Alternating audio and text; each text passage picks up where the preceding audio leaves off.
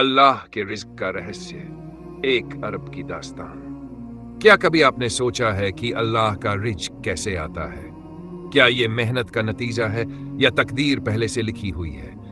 और अगर सब कुछ लिखा जा चुका है तो फिर इंसान की कोशिश का क्या मतलब? एक बार अरब के एक मशहूर शहर में शेख हारून नाम का एक ताजिर रहता था। उसके पास सोने चांदी के सिक्के, बड़े बड़े ऊंटों के काफिले और अनगिनत बाग बगीचे थे। लेकिन उसके दिल में हमेशा एक सवाल उठता था, क्या मेरा रिज्क मेरी मेहनत का नतीजा है या अल्लाह पहले से तय कर चुका है? एक दिन उसने इस सवाल का जवाब ढूंढने के लिए शहर के सबसे बड़े हकीम शेख अब्दुल कादिर के पास जाने का फैसला किया।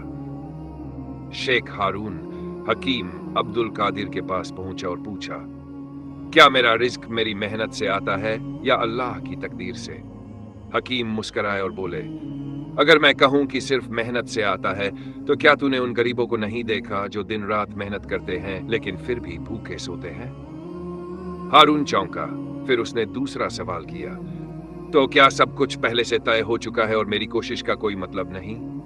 हकीम ने जवाब नहीं दिया बल्कि एक अजीब काम किया। उन्होंने हारून को अपने साथ शहर के किनारे एक सुनसान पहाड़ी की ओर चलने को कहा।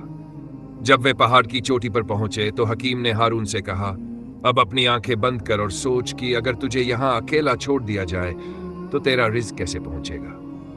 हारून ने सोचा और जवाब दिया, शायद कोई मेरा हाल देखे और खाना पहुंचा दे। हकीम मुस्कुराए, यानी तू मानता है कि अल्लाह अपने बंदों तक रिज्क पहुंचाने के लिए किसी को वसीला बना सकता है? हारून ने सिर हिलाया, हाँ, लेकिन अगर कोई ना आया तो? हकीम ने एक और सवाल किया, क्या तूने उन परिंदों को देखा है जो सुबह खाली पेट निकलते हैं लेकिन शाम को भरकर लौटते हैं? हारून ने कहा, हाँ, लेकिन वे उड़ते भी तो हैं, ठहरे नहीं रहते। हकीम बोले, यही तो असली बात है।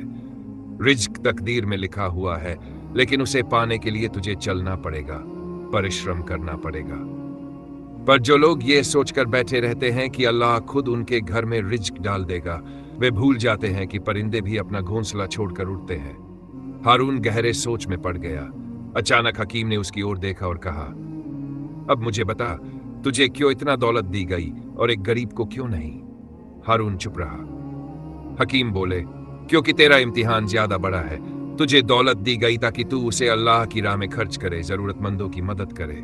जो मेहनत करता है अल्लाह उसे देता है, लेकिन यह देखता है कि वह उस दौलत का क्या करता है। अब हारून की आंखों से आंसू बहने लगे। उसने समझ लिया कि सिर्फ मेहनत ही नहीं बल्कि अल्लाह की बरकत और इंसान का नियत भी मायने रखती है। तो अब सवाल यह है, क्या हमें सिर्फ मेहनत करनी चाहिए या अल्लाह पर भरोसा भी रखना चाहिए? रिज्क लिखा जा चुका है, लेकिन उसे पाने के लिए उड़ना पड़ेगा। अल्लाह दे सकता है, मगर पहले हमें अपने घोंसले से बाहर निकलना होगा।